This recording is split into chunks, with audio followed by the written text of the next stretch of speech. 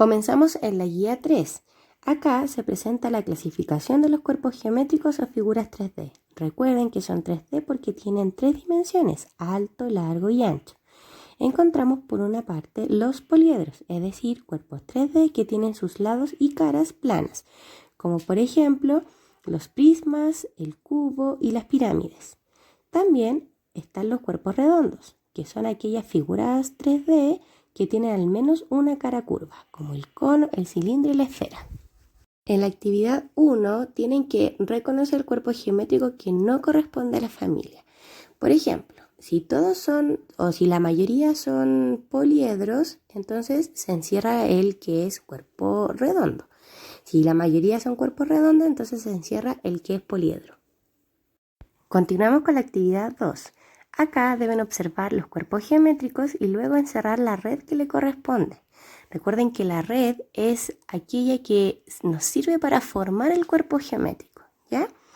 Si tienen alguna duda, porque esto es materia del año pasado, pueden revisar los libros del Crea Más de Geometría o bien revisar los videos que también eran de geometría del año pasado.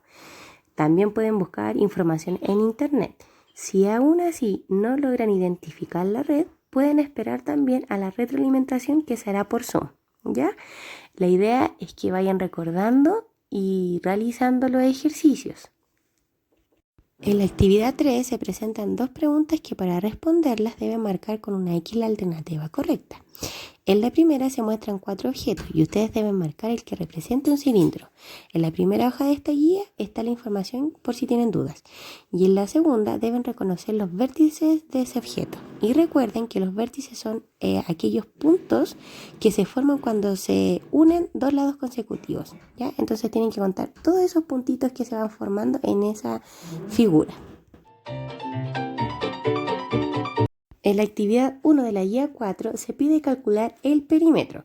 Entonces, al observar cada figura, se dan cuenta que tienen medidas en toda su longitud. Para calcular el perímetro deben sumar todas esas medidas. Cuando ya tengan la suma lista, en este cuadrado donde sale la P, tienen que colocar ese resultado más la unidad de medida. En la A, la unidad de medida es centímetros y en la B, la unidad de medidas es metro. Por lo tanto, colocan el resultado y colocan las letras de las unidades de medida. En la actividad 2 se presenta una situación. Acá Lucas y Josefina sacaron el perímetro de las figuras que están ahí. Entonces, ustedes tienen que responder las preguntas, indicar quién tuvo un error en sus cálculos y por qué fue el error. Como recomendación, calculen el perímetro de las figuras A y C, que son de Lucas, y vean si realmente da 10 centímetros.